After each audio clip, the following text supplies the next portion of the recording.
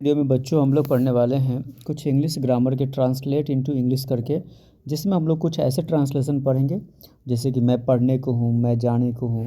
इस तरीके के कुछ ट्रांसलेशन पढ़ेंगे जो कि बहुत इंपॉर्टेंट है। चलिए शुरू करते हैं। तो सबसे पहले लिख लेते हैं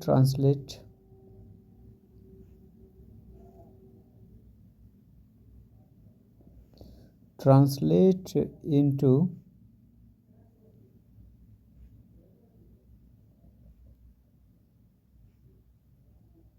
इंग्लिश।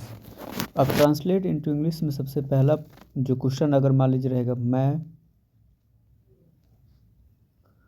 मैं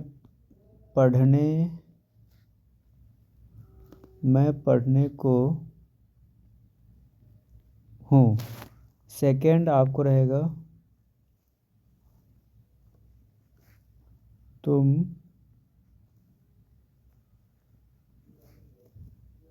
तुम सोने को हो।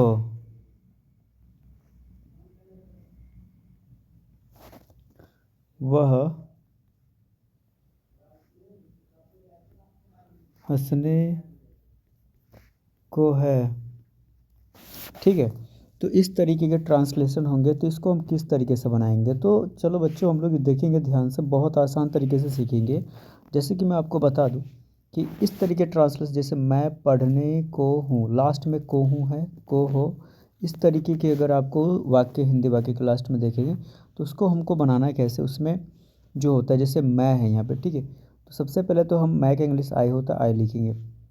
बच्चों अगर एक चीज़ आपको बता दूं, एम इज़ आर का इस्तेमाल कैसे करते हैं, अगर आप लोगों ने नहीं जाने तो मेरे चैनल पर वीडियो अपलोड है, तो आप जाकर उस वीडियो को देखोगे तो आपको समझ में आएगा कि एम इज़ आर का इस्तेमाल किसके साथ होता है और किसके साथ नहीं होता। तो पहले हम क्या करेंगे, मैं पढ़ने को हूँ, तो यहाँ पे जब मैं का इंग्लिश आई होता है तो आई के साथ लगता है हमेशा हेल्पिंग वर्ब एम का इस्तेमाल। अब लास्ट में है को हूँ, तो इसके लिए हम क्या करते हैं, टू लगाते हैं। ठीक है, तो आई एम टू, पढ़ने का इंग्लिश होता है बच्चों यहाँ पे रीड, तो हम लिखेंगे आई एम टू रीड। ठीक है, तो मैं पढ़ने को हूँ, नॉर्मली इसका सेंटेंस बनेगा आई एम टू रीड। यहाँ पे तुम सोने को है, तो यहाँ पे तुम का इंग्लिश क्या होता है, यू होता है, तो हम लिखेंगे यू। ठीक है, और यू के साथ लगता है आर, हमेशा आर लगता है, तो यू आर, उसके बाद हम लगा देंगे बस टू, यू आर टू। सोना का इंग्लिश होता है स्लिप, तो हम लिखेंगे SLEEP स्लिप।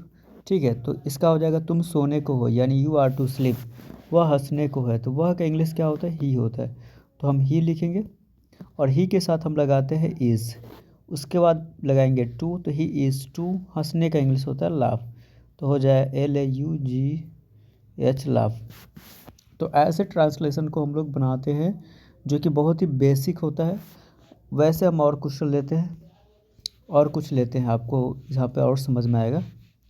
2-3 ट्रांसलेशन और लेते हैं, बहुत ही आसान है बच्चों, इसको सीखना मतलब इतना भी हार्ड हम नहीं कर सकते कि इतना हार्ड है, नॉर्मली आप इसको सीख सकते हैं बहुत ही आसान तरीके से।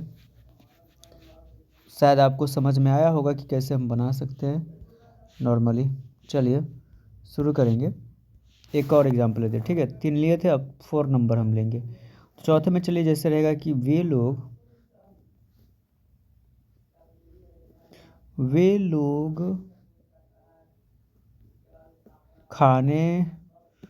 लोग खाने को है।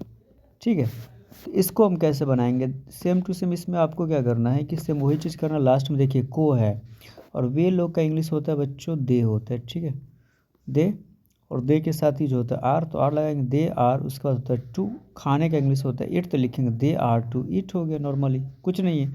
वे लोग का इंग्लिश आपको दे हो जाएगा, खाने का इंग्लिश आपको यहाँ पे ईट हो जाता है। तो यहाँ पे को है, तो इसके लिए हम आर के साथ टू लाए, क्योंकि आर हमेशा दे के साथ लगता है नॉर्मली। तो ये चीज़ आपको समझ में आया होगा। ठीक है, क्लियर, चलिए यहाँ तक क्लियर हो गया। तो ऐसे ही बनाते हैं, तो यही था नॉर्मली बेसिक जो आपका ट्रांसलेशन। शायद इस तरह के ट्रांसलेशन अगर आपको पूछे कहीं भी तो आप बना सकते हो इजी तरीके से। चलिए वीडियो पे